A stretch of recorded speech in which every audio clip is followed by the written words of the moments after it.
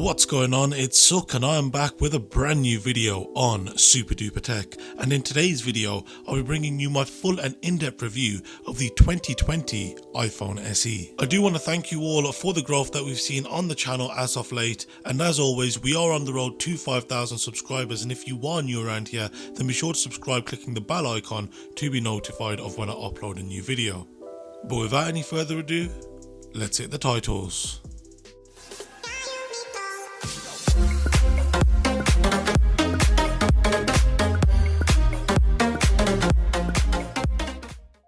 So let's start by talking about the design of this smartphone. Now yes, it is using that iconic design that Apple have had ever since the iPhone 6 days back in September 2014.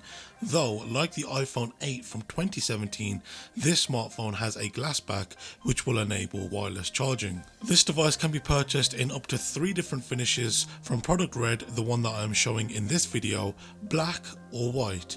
Now this time, unlike what we've seen in previous models, all models have a black front, which in my opinion looks way better.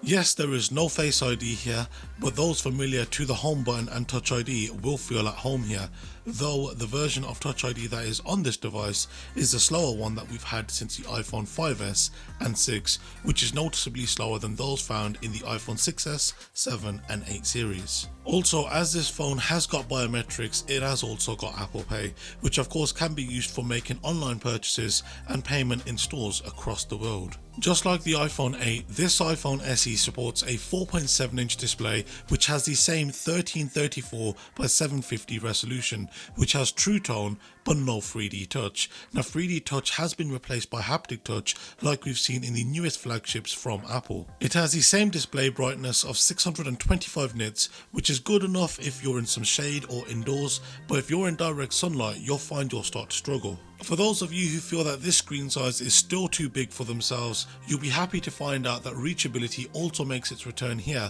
making it easier to touch what's on the top of the display by bringing it to the center of the screen. The battery life on this device has been, let's say, not ideal.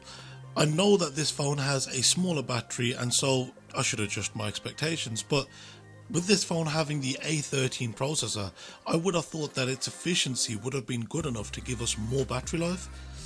But that's not the case. But I digress. Battery life on this smartphone has been closer to around 8 hours, of which I've had around 60% screen brightness, which isn't class leading in any form. Now that may also be down to the fact that I use Instagram, Facebook, Twitter and Snapchat quite heavily, and as you all know, Snapchat loves battery life. So now I want to get into talking about the processor. So as I'm sure you're all aware, the processor on this iPhone SE is the exact same A13 Bionic that we've seen in the iPhone 11, though in this iPhone SE we've got 3GB of RAM as opposed to the 4 in that phone. Now truth be told, there isn't really much of a difference when you look at the power, which is of course to be expected, but I did upload a video in which I compared the processing and the benchmarking capabilities of the iPhone 11 Pro alongside this iPhone SE. Now if you do want to see both of these smartphones compared in that sense, then click the card in the top right corner to go and check out that video. But this A13 Bionic processor is perhaps the biggest reason for anyone from an iPhone 8 and even older to upgrade,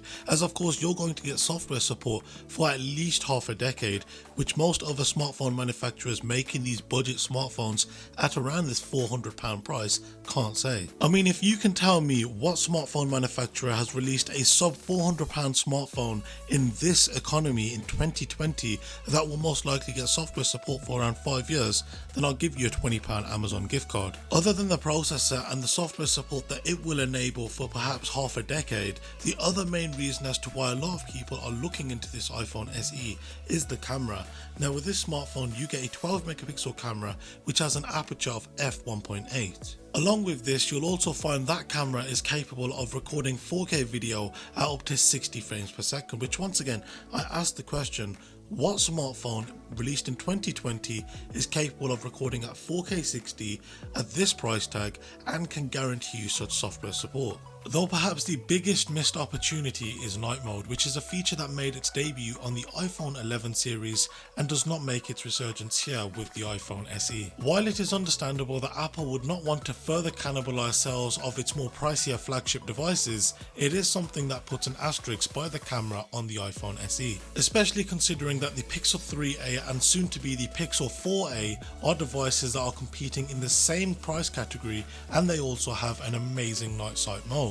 If you would like to see still images and video footage taken on both the front and rear cameras of this device, then click the card in the top right corner, as I've uploaded separate videos comparing the camera on this iPhone SE to its flagship siblings, the iPhone 11 Pro. So talking about storage on this iPhone starts off at 64GB of storage, which, while considering that the device records 4K footage and cannot be upgraded, we would much rather it starting off at around 128GB, but that of course is wishful thinking considering that the iPhone 11 Pro also starts off at 64GB. You've got to remember that this is a device that isn't really targeted towards us per se, it's targeted towards a more general population whom are pretty much upgrading from iPhone 5Ss, 6, 6S and maybe even the iPhone 7, and if you factor in that a lot of those devices started off with 16GB, you can see how 64GB is actually going to be a monumental upgrade for those individuals.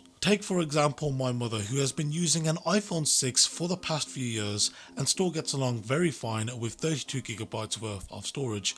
Now considering that a lot of these people are going to be upgrading from those 16GB devices, 64GB is going to be plenty. But that's not to say that Apple does not offer this device in other storage configurations, as of course you can pick it up in either 128GB or even 256GB of storage. Another feature which a lot of those individuals won't be factoring in when purchasing a device of this nature is whether it ships with a fast charger.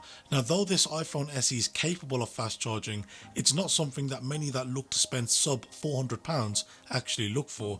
Yes, if you're going to be spending £1,000 plus, then you're naturally going to expect everything to be fast, including the fast charger. But as I say, for a lot of those individuals who are looking to only spend around £400, this is going to be more than ample. Talking about things not included, the headphone jack. Now while we've been having this conversation for many years, those upgrading from an older handset to this will find it missing. Yes, it also means that Apple will no doubt sell more AirPods, but it's something those upgrading will have to look out for. Also, this iPhone SE is capable of holding back water at depths of up to 1 meter for 30 minutes, meaning yes, this iPhone SE has an IP certified rating of IP67, which is something that you wouldn't have had on an iPhone 5S, 6 or even a 6S. One thing which tends to get overlooked is the speakers and the quality of the audio being reproduced from this phone. Now of course, with this smartphone being quite small in size, at least small in comparison to other iPhone flagships, take a quick listen to how the iPhone SE sounds, especially when compared to the iPhone 11 Pro. You'll notice there is a difference, but all things considered, the iPhone SE still sounds pretty good.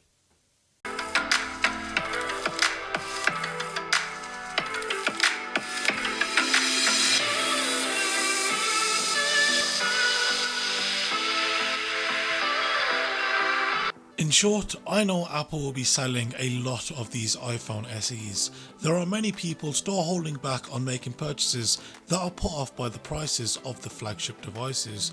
Just take a look around when you eventually go out.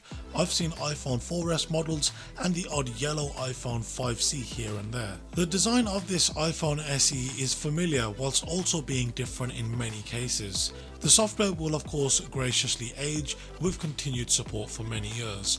The camera in fact is perhaps the biggest upgrade, especially coming from devices older than an iPhone 8, as you'll get 4K at 60, crazy slow motion video, great and fast burst modes, and of course that front selfie camera has had its upgrades over the previous models. Perhaps the biggest downside personally for me is battery life, but due to its design, many of my older battery cases fit perfectly. For many, this is the perfect mix of technology, form, function, and that most important, price tag. I think Apple have a winner on their hands with this one. Alongside the rumoured 2020 iPhone lineup, This seems like the year that Apple will have many returning familiar faces. So that has been it for today's video. If you enjoyed the video, then be sure to hit the like button, and if you are new around here, then be sure to subscribe clicking the bell icon to be notified of when I upload any of my new videos. As always, if you have got any questions with anything you've seen in this video, then be sure to leave them down below in the comment section, or alternatively you can hit me up on my social media, links to which can of course be found in the description. Once again, thank you very much for watching, and I'll see you next time. Have a good one.